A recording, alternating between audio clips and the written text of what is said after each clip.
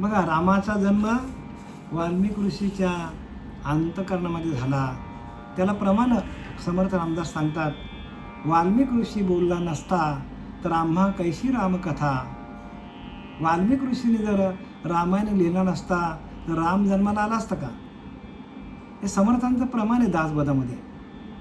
वाल्मिकी ऋषी बोलिला नसता तर आम्हा कैशी रामकथा. म्हणून या समर्था काय म्हणून वर्णावे. त्याचं काय वर्णन करणार आपण? कारण नारद महर्षींच्या त्या अनुग्रहातून नारद महर्षींनी कृपा केली वाल्मिकी ऋषीवर आणि त्याने अखंड भजन चालू केलं.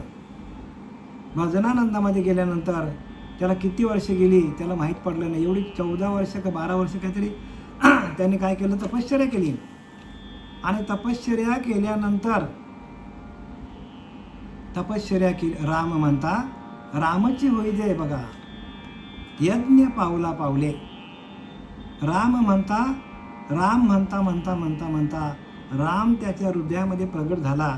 तसं आपण पण राम म्हणता आपल्या हृदयामध्ये राम प्रगट होतो. राम म्हणता रामची होई जय. आणि यज्ञ पावला पावले म्हणजे हरिनामाचा यज्ञ अखंड चालू व्हायला पाहिजे. राम नामाचा यज्ञ आहे. आपल्या लोकांना, बऱ्याचशा लोकांना माहीत नसेल यज्ञ म्हणजे काय. यज्ञ म्हणजे नाम जपू यज्ञ म्हणजे नामाचा यज्ञ आहे. आणि तो यज्ञ कुठे चालू होतो? आपल्या अंतःकरणामध्ये चालूच आहे प्रत्येकाचा. तुमचा आमचा यज्ञ चालू आहे.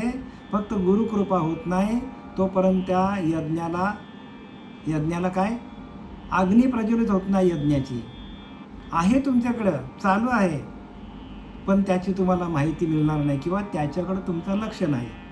आणि म्हणून प्रत्येकाचा आज रामनवमी आहे. रामाचा जन्म प्रत्यक्ष त्या वाल्मिकी ऋषीच्या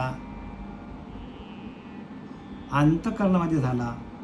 आणि मग त्याने काय केलं, 14 वर्ष तपश्चर्या केली.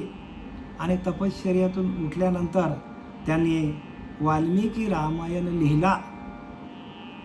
शतकोटी रामायण लिहिलं त्यांनी. आणि शतकोटी रामायण लिहिण्याच्या आधी राम जन्माला आला नव्हता. राम जन्माला कृतायुगातला आहे आणि राम त्रेतायुगातला आहे. कृता, त्रेता, द्वापार आणि कली असे 4 युग आहेत. आपण कलियुगामध्ये आहोत. मग त्रेतायुगातली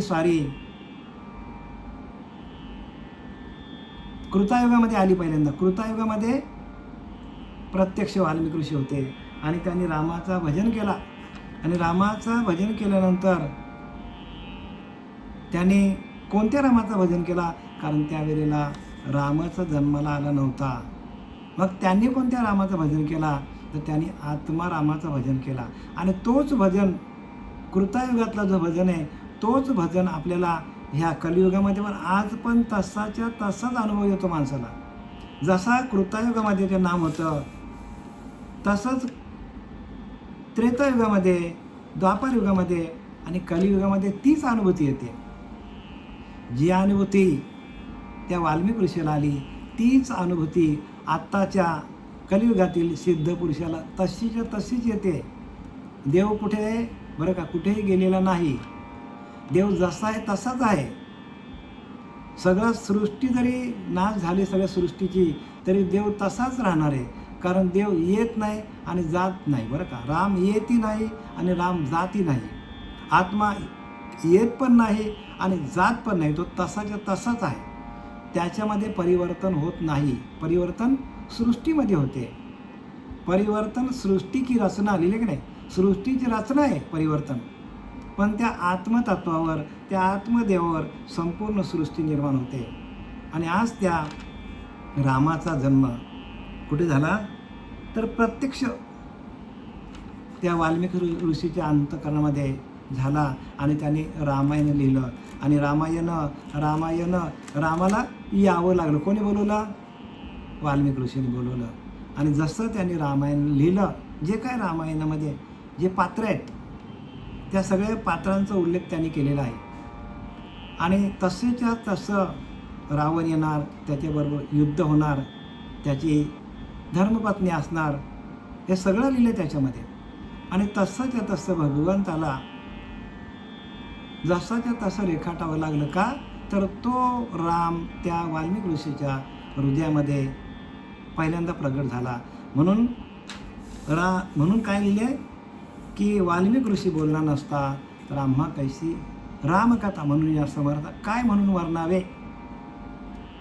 वाल्मिक ज्या ठिकाणी जिथे तप केले ते ते ते ते वन पुण्य पावन झालं. त्याचं वन पण म्हणजे ज्या ठिकाणी त्याने ज्या वनात तपश्चर्या केली तो वन पुण्य पावन झाला. आणि ज्या वनामध्ये म्हणजे ज्या तणामध्ये वाल्मिक ऋषी या तणामध्ये तपश्चर्या केली रामाची, त्याचं शरीर पण काय झालं, ब्रह्मस्वरूप झालं. म्हणून 18 पद्म वानर करीती भुभुकार अयोध्येशी आले दशरथ कुमार. ज्याच्या अंतःकरणामध्ये अनुग्रह दिल्यानंतर ज्याचे रोम म्हणजे 18 पद्म म्हणजे 3.5 कोटी रोम आपल्या अंगावर आहेत प्रत्येकाच्या. 3.5 कोटी रोम म्हणजे केस थोडक्यात. 3.5 कोटी रोम, 18 पद्म वानर म्हणजे काय, केस हो.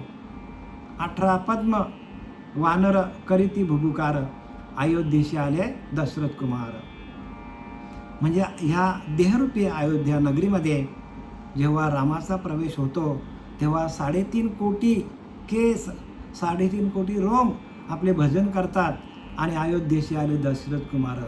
आणि अयोध्या नगरीमध्ये म्हणजे या देहामध्ये दशरथ कुमार म्हणजे त्या रामाचा काय होतो, जन्म होतो प्रत्येकाच्या.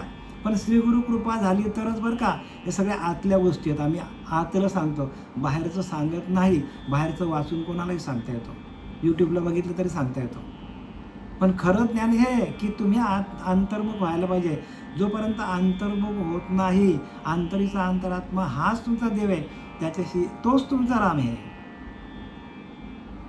आणि म्हणून त्यावेळेला काल पण मी सांगितलं तुम्हाला की हनुमान स्वारी पाठीमागे होते रामाच्या. आणि रामाने सेतू बांधण्याच्या वेळेला रामाने दगड टाकला, बुडाला. पहिला दगड टाकला, बुडाला. दुसरा टाकला, बुडाला. तिसराही बुडाला. आणि तिसरा बुडल्यानंतर पाठीमागे वळून बघितला तर हनुमान स्वारी होती, हनुमंत महाराज होते, हनुमंतराय होते. त्याला विचारलं हनुमंत कधी आला, म्हणजे जेव्हा पहिला दगड टाकला तेव्हाच. याचा अर्थ काय, रामाने प्रत्यक्ष राम जन्माला येऊन त्याने त्या दगडावर राम न लिहिताना ते दगड त्याने पाण्यात टाकला, तो दगड बुडाला. तसं ह्या आपल्या देहरूपी दगडावर आपण जर राम लिहिला नाही, राम लिहिलेलाच आहे बरं का, प्रत्येकाच्या हृदयामध्ये तो राम आहेच. पण त्याची ओळख देणारा श्रीगुरु जोपर्यंत जीवनात येत नाही तोपर्यंत आपण तरणार नाही. म्हणून तरलेच तरतील हा भरोसा आणि नामधारकाचा ठसा. नामधारक पाहिजे हो, नामधारक पाहिजे. प्रत्येक माणसाकडे ते नाम पाहिजे. आणि त्या नामाच्या क्रियेच्या माध्यमातून आपल्याच अंतःकरणामध्ये श्रीरामाचा जन्म होतो. आणि म्हणून 18 पद्म वानर करीती भुभुकार आणि अयोध्येशी आले दशरथ कुमार. या अयोध्यारूपी नगरीमध्ये त्या रामाचा जन्म तेव्हा होतो जेव्हा अनुग्रहाची क्रिया, प्रबोधाचं चिंतन दिलं जातं, त्यावेळेला आपल्याच अंतःकरणामध्ये रामाचा जन्म होतो. जसा त्या वाल्मिक ऋषीच्या अंतःकरणामध्ये रामाचा जन्म झाला आणि मग त्यांनी रामायण लिहिला. प्रत्यक्ष रामच त्यांच्या हृदयामध्ये येऊन बसला. म्हणून राम म्हणता रामाची होई जे यज्ञ पावला पावले. प्रत्येक क्षणाला त्या नामाचा यज्ञ आपल्या आतमध्ये चालला पाहिजे. तुमच्या आमच्या अंतःकरणामध्ये त्या हरिनामाचा यज्ञ अखंड चालला तर ज्या दिवशी त्याची अनुभूती येईल. म्हणून तुकोबाऱ्या सांगतात, देव तिळे आला गोड्या गोड जीव झाला, साधला हा पर्वकाल आणि गेला अंतरीचा मर. आणि पाप पुण्य गेले एका स्नानेची खुंटले. बघा, एका स्नानामध्ये सगळं पाप पुण्य जातो. देव तिळे आला म्हणजे त्या रामाचा तिळमात्र अनुभव आला. देव तिळी, तीळ म्हणजे आपल्याला माहिती आहे ना तिळ असतो तो, त्या तिला एवढा जरी अनुभव तुम्हाला आला, देव तिळे आला, गोड जीव झाला, संपूर्ण माणसाचं जीवन गोड होऊन जातो. आणि साधला हा पर्वकाल, तो पर्वकाल आहे. आणि त्या पर्वकालाला आपल्याला रामनवमीचा पर्वकाल आहे, गजानन महाराज प्रगट दिन आहे, तुकाराम बीज आहे, एकादशी आहे, हे सगळे पर्वकाल आहेत. ह्या पर्वकालाच्या दिवशी आपण ध्यानाला बसलो तर आपल्या अंतःकरणामध्ये या पर्वकालामध्ये भगवंताची अनुभूती येते. आपल्याला भगवंताचा आत्मसाक्षात्कार साधकाला होतो, म्हणून पर्वकालाला जास्त महत्त्व आहे. आज तो पर्वकाल आहे की आपल्या अंतःकरणामध्ये असलेल्या त्या आत्मारामाला प्रगट करणं, त्याची अनुभूती घेणं, त्याचं ध्यान करणं, त्याचं चिंतन करणं, त्याच्याशी एकरूप होणं, त्याच्याशी तदाकार होणं आणि आपल्या अंतःकरणामध्ये त्या रामाचा जन्माची आपल्याला अनुभूती घेणं. एवढं सगळं बरं का. हे सगळं काय आहे? गुह्यातलं गुह्य ज्ञान आहे. आणि पाप पुण्य गेले मग एकदा का तुमच्या अंतःकरणामध्ये जर त्या रामाचा प्रवेश झाला, त्या नामाचा प्रवेश झाला, तर पाप पुण्य गेले एका स्नानाचे खुंटले. पाप पुण्य एका क्षणात निघून जातात आणि त्याला स्नान म्हटले. स्नान कशाला म्हटलंय? नदीतला स्नान करा तुम्ही बरं का, गंगा नदी आहे, त्या आहेत पवित्रच आहेत त्या, तो प्रॉब्लेम नाही.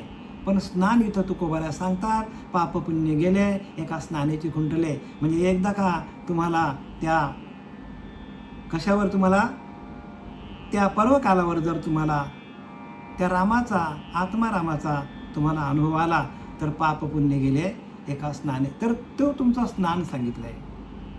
एका क्षणामध्ये तुमचं रोम रोम भजन करायला लागतात आणि ती एकदा तुम्हाला तो स्नान तुमचा झाला, पाप पुण्य गेले, तर तुमचा माणसाच्या जीवनामध्ये अनेक जन्मामध्ये झालेल्या पापाचं एका क्षणात निरसन होतं. पाप पुण्य गेले एका स्नानेची खुंटले आणि त्याला स्नान सांगितले. म्हणजे भगवंताचं चिंतन करता करता सर्व सुख ल्यालो, सर्व अलंकार आनंद निर्भर डुलत असे. असं ऐसा कोठे आठवची नाही, देहीच विधेय भोगुदशा. देहामध्ये असताना विधेय स्थितीला राहणं हे स्नान सांगितले. आणि तुका म्हणे वाणी शुद्ध जनार्दन जनी. तुकाराम महाराज सांगतो आपली वाणी शुद्ध होते, शुद्ध जनार्दन जनी. म्हणजे शुद्ध जनामध्ये तो आपल्याला राम दिसायला लागतो. आपल्याला एकनाथी भागवत आणि यातील ओवी क्रमांक मी आता सुरू करत आहे. एकनाथी भागवत अध्याय 23 श्लोक क्रमांक 43, ओवी क्रमांक 610. अविद्या ब्रह्मा असता पाही, मन लीन सुषुप्तीच्या ठाई. तेव्हा सुख दुःख खची नाही, भोग कोणीही काही देखी जेना. अविद्या ब्रह्म असता पाही. जरी आपल्याकडं अविद्या असली, जरी आपल्याकडं ब्रह्म जरी असला, आपला शरीर ब्रह्ममय जरी असला, आपल्याकडे जरी अज्ञान जरी असला माणसाकडं, मन लीन सुसुप्तीच्या ठाई. जेव्हा आपण गाढ आपण झोपतो बघा, गाढ झोपतो की नाही आपण, आपल्याला झोप शांत लागतो, तेव्हा मनाकडे कुठले विचार असतात का? मन घाबरतो का कशाला? अजिबात नाही, मनाकडे कुठलेच विचार नसतात. आणि म्हणून अविद्या ब्रह्म असता पाही, ब्रह्मलीन सुसुप्तीच्या ठाई. तेव्हा सुखदुःखाची नाही, तेव्हा माणसाला सुख पण नाही आणि दुःख पण नाही. म्हणजे आपल्याला गाढ झोप लागली म्हणजे सांगायचं काय इथे ना, इथे भगवंताला, उद्धवाला सांगायचं, अरे बाबा उद्धवा, की मनाकडेच सुख आहे आणि मनाकडेच दुःख. मन काय करतो? सुख दुःख आपल्याला भोगायला लावतो. म्हणून ज्ञानवरा सांगतात, तरी जिथे अवसरे आवडून जीवे उरे, मनाचे नि मेरे फार हो लगे. मनाचे नि मेरे फार हो लगे. जिथे अवसरे, जिवंत मनामध्ये असताना, जिथे अवसरे आवडून जीवे उरे, ज्या जीवाला जे आवडतं, मनाचे नि मेरे फार, मनाच्या संपर्कातून ते वाढत जातो. एखाद्याकडे वासना असेल तर ते वासनाच वाढत जातो, एखाद्याकडे भगवंताचं भजन असेल तर भजन वाढत जातो. मनाचे नि मेरे फार हो लगे. आणि मरणी जाय जे आठवे, तो तेची गती ते पावे. आणि अंतकाली ज्याचं जसं भजन चालू असेल त्या भजनाच्या माध्यमातून तो त्या योनीला जातो. ज्याच्याकडे भजन असेल तो भगवंताशी एकरूप होतो. आणि ज्याच्याकडं विषयांचं चिंतन असेल तर तो त्या विषयाच्या चिंतनाला जातो. म्हणजे त्या विषय भोगण्यासाठी परत त्याला जन्माला यावा लागतो. आणि एकदा का त्याचं मन रामरूप झालं तर तो रामाकडे जातो. म्हणून राम म्हणता रामची होईजे. त्या वाल्या कोणीला राम दिलं नाही का, रामच दिला त्याला जपायला. आणि मग उफराटे नाम म्हणता वाचे, पर्वत फुटले पापाचे आणि ध्वज उभारले पुण्याचे ब्रह्मांडावरती. उफराट्या नामासाठी वाल्मिक तरला उठाउठी आणि भविष्य बदला शतकोटी चरित्र रघुनाथाचे. बघा समर्थ रामदासाने लिहिले, उफराट्या नामासाठी. मरामरा नाही बरं का. उफराट्यानं म्हणजे काय, मूळाधार ते ब्रह्मरंध्र. हा जो कुंडलिनी शक्तीचा जो भाग आहे त्याचाच सगळीकडे उल्लेख आहे. पण ज्याची कुंडलिनी जागृत झाली नाही ते म्हणतात मरामरा. मरामरा नाही बरं का, मरामरा नाही. ज्याला राम म्हणता येतो तो मरामरा कशाला म्हणेल. ती सगळी प्रक्रिया आहे. या प्रक्रियेच्या माध्यमातून हे ज्ञान होतं. जे आपल्याला श्रीपाद बाबा, रामदास बाबा, पांडुरंग दिवेकर बाबा यांनी जी आपल्याला प्रक्रिया दिलेली आहे त्या प्रक्रियेच्या माध्यमातून आपल्याला हे ज्ञान होतं. आणि ती प्रक्रिया आतली आहे, बाहेरची नाही. म्हणून आपल्याला अनुग्रह घेणं फार महत्त्वाचं आहे. प्रबोधाचं चिंतन, अनुग्रहाचं चिंतन हे सगळ्यात महत्त्वाचं आहे. म्हणून ज्याच क्षणी अनुग्रह दिला त्याच क्षणी मोक्ष झाला. बघा समर्थ रामदासांनी लिहिले, ज्या क्षणाला आपल्याला अनुग्रह दिला जातो श्री गुरूंकडून त्यावेळेला आपल्याला मोक्ष आहे. त्याच क्षणी मोक्ष झाला. ज्याच क्षणी अनुग्रह दिला त्याच क्षणी मोक्ष झाला. बंधन काय आत्म्याला बोलूच नाही, आत्म्याला बंधनच नाही, पण ती क्रिया आहे. ती क्रियेच्या माध्यमातून जावं लागेल. तेव्हा सुख दुःखाची नाही भोग कोण्याही काही देखी जना. ज्यावेळेला आपण गाढ झोपलेला असतो त्यावेळेला आपल्याला मनाकडे येणारे सगळे संकल्प विकल्प विचार सगळे थांबले जातात. त्यावेळेला आपल्याला सुख नाही आणि दुःख नाही, काहीच नसतं आपल्याकडे. आणि सकाळी उठले आपण म्हणतो अरे बापरे काय मस्त वाटलं, आज फ्रेश झोप लागली. का, मनच गायब झाला होता. मन सुसुप्तीमध्ये गेला होता. जागृती, स्वप्न, सुसुप्ती. बघा म्हणजे गाढ झोपेमध्ये सुख नाही ना दुःख नाही. आणि तेच मन जर जागृती, स्वप्न, सुसुप्ती, तुर्या अवस्थेमध्ये गेलं आणि उन्मनी अवस्थेमध्ये गेलो तर रामाचं भजन चालतं. लक्षात घ्या, तेच मन उन्मनी, तुर्या आणि उन्मनी, तुर्यामध्ये गेलं तरी अर्धवट भजन असतो. उन्मनीमध्ये गेल्यानंतर मन रामरूप होतं आपलं. या सगळ्या आतल्या प्रक्रिया आहेत. सांगण्याचं उद्दिष्ट काय की आपल्याला माहिती असलं पाहिजे, आपल्याला पुढं सगळं साध्य करता यायला पाहिजे. कारण नरदेह आपल्याला मिळालेला आहे तो ह्याचसाठी मिळालेला आहे.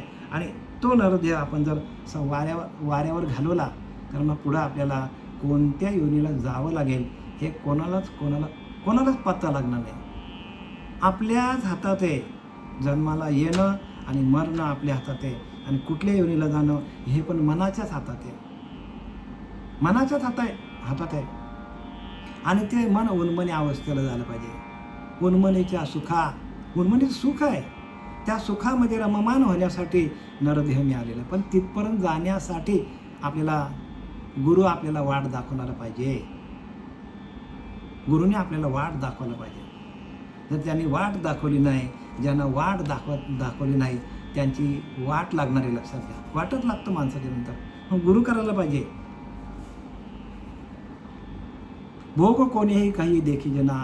आणि ज्या वेळेला तो झोपलेला असतो त्याला शांत होतो. मग त्याला सुख नाही आणि दुःख नाही आणि भोगाची त्याच्याकडे काही नसते. सुसुप्तीच्या अवस्थेमध्ये बरं का. मन दुश्चित जेव्हा पायी जेव्हा तो भोग भोगीजे देही ते सुख दुःख न पडे ठाई स्वदेही देखी दे. मन दुश्चित जेव्हा पायी. मन कधी दुश्चित होतो, मन दुश्चित म्हणजे ज्या वेळेला माणसाचं मन थाऱ्यावर नसतो, मन भरकटलेलं असतं.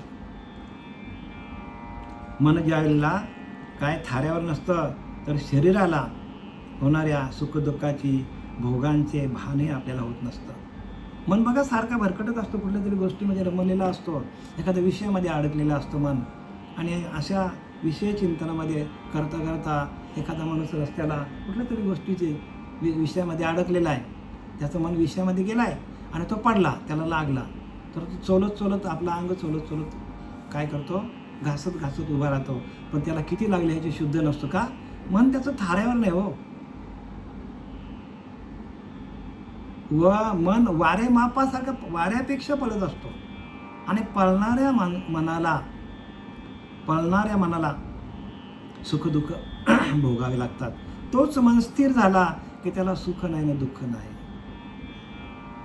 कारण मनाची दशा जी आहे, मनाची दशा ती जोपर्यंत आपण देहबुद्धीवर तोपर्यंत आहोत. मनाच्या उन्मनी उन्मनी म्हणजे कुठलेच विषय माणसाच्या मनाकडे नसतील त्यावेळेला माणसाचं मन शांत होतो.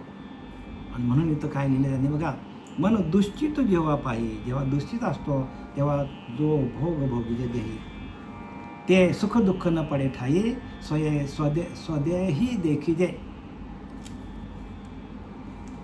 तर शरीराला होणाऱ्या सुखदुःखाची भोगांचे भान आपल्याला होत नाही. जेव्हा मन आपलं भरकटत असतो तेव्हा शरीराला जे काय दुःख भोगायला लागतात आपल्याला त्याचं आपल्याला काय भानही नसतो, भोगांचं भान आपल्याला राहत नाही.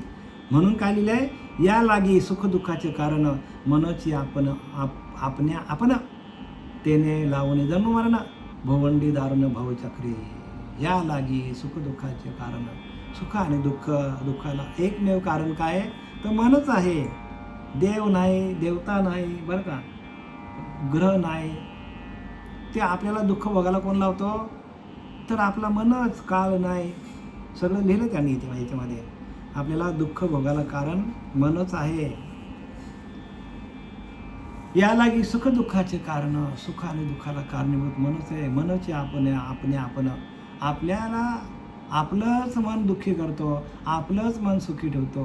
म्हणून मन एव मनुष्या नाम कारण बंध मोक्षाय. कारण कशाला आहे? बंधनात टाकण्याला मनच कारण आहे आणि मोक्षाला नेणारा मनच आहे. स्वदेही देखीजे ते सुख दुःख न पडे ठाई स्वदेही देखीजे. ते सुख दुःख आपल्याला ठाई पडत नाही का तर जन्म मरणाचे चक्र भोगावे लागते. सुख दुःखाचे कारण काय? जन्माला येणं आणि मरणं. सुख दुःखाचं कारण काय? सुख आणि दुःख कशामध्ये आहे? जन्माला येणं आणि मरणं. हे दुःख आपल्याला काय तात्पुरते असतील प्रपंचातले, क्षणिक सुख असेल, क्षणिक दुःख असेल, ते शरीराला असणारच माणसाचे. पण सुख दुःखाला खरं कारण काय तर मनच आहे. सुख दुःख म्हणजे काय? सुख दुःख काय? जन्माला येणं आणि मरणं. किती वेळा जन्म यावे, किती व्हावे, फजित करतो आपलं मन. मनच आपल्याला काय करतो? फजितीमध्ये टाकतो.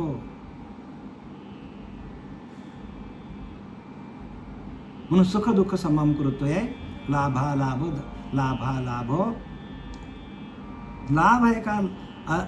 आहे का आपल्याला दुःख आहे ते आपल्याला मन ठरवतं.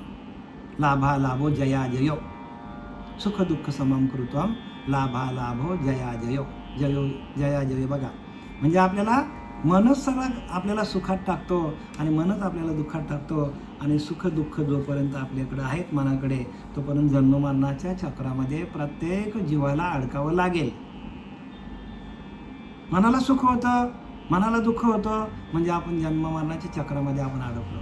मनाला सुखही नाही आणि दुःखही नाही म्हणजे तो भगवत स्वरूप झाला. आणि एकदा का भगवत स्वरूपाशी आपण एकरूप झालो तर जन्म मरणाचा फेरा चुकतो. म्हणून मनाची फार मोठी भूमिका आहे मनाची.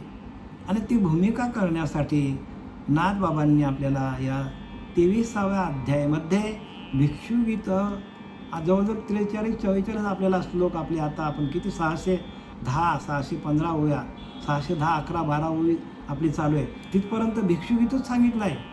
आणि एवढं विश्लेषण करण्याचं कारण काय? विश्लेषण करण्याचे एकमेव कारण आहे की मन हेच आपल्याला काय करतो? प्रत्येक माणसाला त्रास देतो आणि मनच माणसाला सुखदुःखातून बाहेर काढू शकतो. मनावरतीच आपल्याला विजय मिळवता यायला पाहिजे. म्हणून जैत रे जैत म्हणून निशान ध्यानाचे वाजते. जैत रे जैत, जिंकलास रे जिंकलास म्हणून निशान ध्यानाचे लागते, ध्यानाचे वाजते. ज्यावेळेला आपण ध्यान करतो त्यावेळेला आपण आपल्या मनाला जिंकलं ध्यानाच्या माध्यमातून की निशान ध्यानाचे वाजते.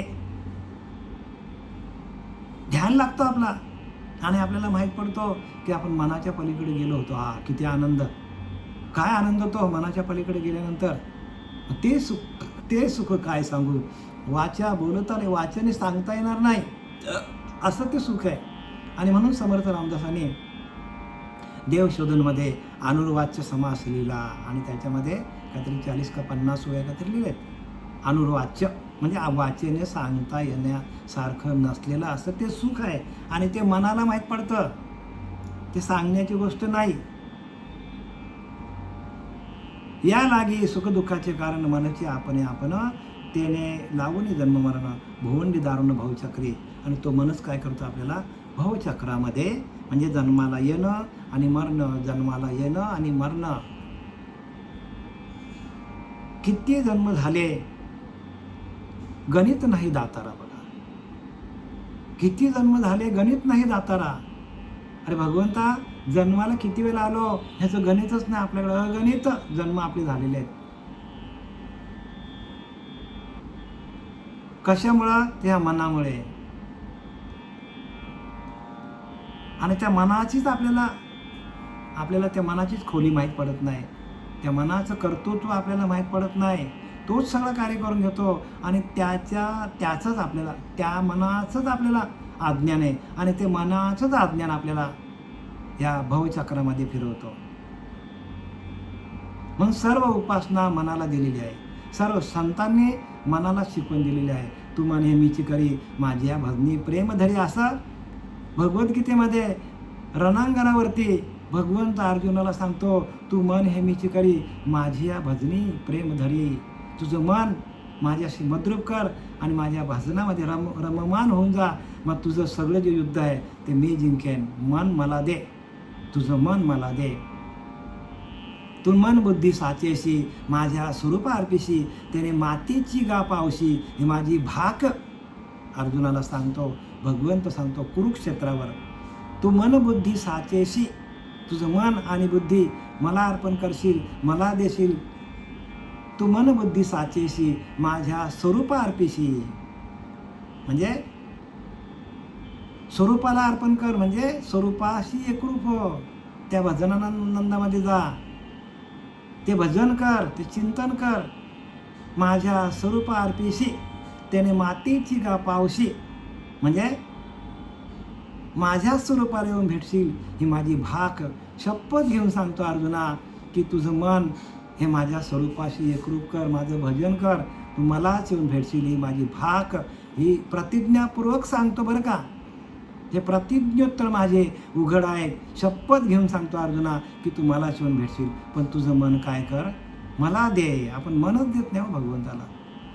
मन आपल्याकडे ठेवतो आपण किती बघा किती आपण बघा. प्रत्येक माणूस शातीर आहे हो.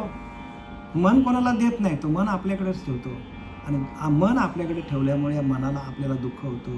ते मन भगवंताला दिलं तर आपण युद्ध जिंकू, दिलं नाही तर आपल्याला युद्ध जिंकता येणार. अर्जुनाने दिलं, अर्जुनाच्या रथाचे कासरे भगवंताने हाकले. जिकडं नेल रथ तिकडे तो बाण मारायचा. आणि तेच कासरे जर अर्जुनाच्या हातात असते तर युद्ध हरला असता. तसे आपले कासरे आपण भगवंताच्या मनरूपी कासरे भगवंताच्या हातात देत नाही, ध्यान करत नाही, तर आपल्याला हे मनच काय करेल, या जन्ममरणाच्या चक्रामध्ये भोवंडीमध्ये आपल्याला अडकेलच, 100% अडकेलच आपल्याला. आणि त्याच्यातून आपल्याला सावध व्हायचं असेल तर प्रत्येकाने त्या मनाला रामरूप करा, भजन करा. भवचक्रीचे प्रत्यावर्तन कोणे रीती करवी मन, त्याचे आरतीचे निरूपण मी भिक्षू आपण निरूपी. भवचक्रीचे प्रत्यावर्तन म्हणजे हे मन माणसाला या भवचक्रात कसे फिरवतो, कसे अडकवतो, त्याचे निरूपण आपल्याला भगवंत उद्धवाला ह्या पुढच्या श्लोकामध्ये सांगत आहे. कसा अडकवतो आपल्याला. आता हा जो 43 श्लोक आहे त्याच्यामध्ये त्यांनी माहिती दिली की मनामुळे काय काय माणसाला त्रास होतो, मन कुठं कुठं माणसाला अडकवतो, आणि आता ते मन आपल्याला रामरूप कसं करायचं, का रामरूप होत नाही मन आपल्याला, तर आपण गुरुला शरण जात नाही, श्रीगुरूंची आज्ञा घेऊन आपण आज्ञेप्रमाणे चाला, आज्ञेशी प्रथम वंदावे, लिहिले की नाही, आज्ञेला वंदन करा, आज्ञेशी प्रथम वंदावे आणि हरिभक्तीशी सादर व्हावे. म्हणजे हरीची भक्ती करायची असेल तर श्रीगुरूंच्या आज्ञेमध्ये थांबावं लागेल. आता भवचक्रीच्या प्रत्यावर्तन कोणी रीती करवी मन, या भवचक्रामध्ये परत जन्माला येणं मरणं, जन्माला येणं मरणं, ह्या चक्रामध्ये हे मन कसं आपल्याला अडकवतो, कोणी रीती करवी मन, कसं आपल्याला अडकवतो, मनच कसं आपल्याला अडकवतो, त्याची आरतीचे निरूपण, त्या संपूर्ण त्याचं विवरण संपूर्ण भिक्षू आपण निरूपी. तो भिक्षू आहे म्हणजे तो कृपण ब्राह्मण आहे, तो स्वतःच या पुढच्या श्लोकामध्ये आपल्याला सांगत आहे. आता आपण बघूया पुढे काय सांगतात बघा, की अतिशय बलवान मनच सत्व इत्यादी गुणप्रवृत्तींना उत्पन्न करते. मन काय करतो, अतिशय बलवान आहे, मनासारखी ताकद कशाकडे नाही, एका क्षणात तो संपूर्ण ब्रह्मांडाला चक्कर मारून येते, एका क्षणात, एक क्षण पण लागत नाही, एवढ्या अवधीमध्ये मन संपूर्ण ब्रह्मांडाला चक्कर मार, एवढ्या कमी अवधीमध्ये सगळ्यात तेज कोण आहे, तेजवान कोण आहे, सगळ्यात बलवान कोण आहे, तो मनच आहे. म्हणून त्या मनाला आपण काय करायला पाहिजे, मनालाच आपण भजनानंदामध्ये घालायला पाहिजे. जर भजनानंदामध्ये मन गेला तर भजन कोणाचं करतो, भगवंताचं. आणि मग शक्ती कोण पुरवणार आहे, ज्याचं भजन करतो तोच आपल्याला शक्ती पुरवतो. ज्या भगवंताचं आपण भजन करू तो भगवंतच आपल्याला शक्ती पुरवणार आहे. ज्याचा आपण ध्यास धरू तोच आपल्या समोर येणार आहे. म्हणून विषयांचं जो करी विषयांचे ध्यान तो होई विषय निमग्न, जो करी सदा माझे चिंतन तो चैतन्य घन मीच होय. नाथ भागवत सांगतो आपल्याला, हाच भागवत सांगतो, जो करी विषयांचे ध्यान तो होय विषय निमग्न. बघा, जो विषयांचं ध्यान करतो तो विषयामध्ये गाढ त्यामध्ये अडकतो, आणि मग त्याला मन काय करतो, मनच त्याला विषयामध्ये अडकवतो. जो करी विषयांचे ध्यान तो होई विषय निमग्न. मग तो काम विषयाकडे काय धावतो, क्रोधाकडे काय धावतो, लोभाकडे काय धावतो. आणि एकदा का माणसाला विषय भोगण्याची सवय लागली तर ते विषय माणसाला सुटत नाही. का तर मनच विषयरूप होतो. मनच काय होतो, विषयामध्ये अडकून जातो, मनाला त्या विषयांची गोडी लागते. म्हणून विषयांचा परिपाडू गोड परमार्थ तो वाटे कडू, आणि कडू विषय ते गोड घाले जीवाशी. ज्ञानोबऱ्या सांगतात, विषयांचा परिपाडू, विषयासारखे आहेत. आणि एकदा का विषय बघण्याची सवय लागली गोड परमार्थ वाटे कडू. परमार्थ गोड आहे पण तो कडू वाटतो माणसाला. गोड परमार्थ वाटे कडू, विषयांचा परिपाडू गोड परमार्थ वाटे कडू. आणि कडू विषय ते गोड झाले जीवाशी. विषय कडू आहेत ते गोड वाटतात माणसाला. का तर मन विषयांमध्ये अडकलेलं आहे म्हणून मना जे घडी राघवावी न गेली, मना जे घडी राघवावी न गेली, जणी आपुली ते तुवा हानी केली. आपली हानी आपणच करतो, कारण आपलं काय करतो, प्रत्येकाचं मन हे विषयांमध्ये प्रपंचामध्ये अडकलेलं आहे. आणि त्यातून बाहेर काढण्यासाठी भिक्षुगीत, तो भिक्षुगीत म्हणजे कृपण ब्राह्मण स्वतः आपले अनुभव सांगत आहे. आणि म्हणून भगवंताने उद्धवाला ह्या सगळ्या गोष्टी भगवंताने उद्धवाला सांगितलेलं आहे. म्हणजे भगवंत प्रत्येक जन्मामध्ये भगवंताने अवतार घेतलेला आहे. यदा यदा हि धर्मस्य ग्लानिर्भवति भारतो अद्भुतान्वा धर्मस्य तदात्म्यहं सदाम्यहम्. धर्मसंस्थापनार्थ संभवामि युगे. धर्माची स्थापना परित्राणाय साधूनां विनाशाय दुष्कृतम धर्मसंस्थापनार्थ संभवामी युगे युगे. प्रत्येक जन्मामध्ये, प्रत्येक युगामध्ये भगवंताने अवतार घेतलं आणि अवतार घेऊन हे सगळं ज्ञान सगळ्यांना सांगितलेलं आहे. म्हणून भगवंत प्रत्येक अवतारातला सांगतो की अमुक अवतारामध्ये मी असं काय सांगितलं आहे, त्या अवतारामध्ये हे सांगितलं आहे. प्रत्येक अवतार भगवंताने घेतलेला आहे आणि अवताराधिक जे कार्य आहे त्या कार्याचं संपूर्ण विश्लेषण या 11व्या अध्यायामध्ये सांगितलेलं आहे.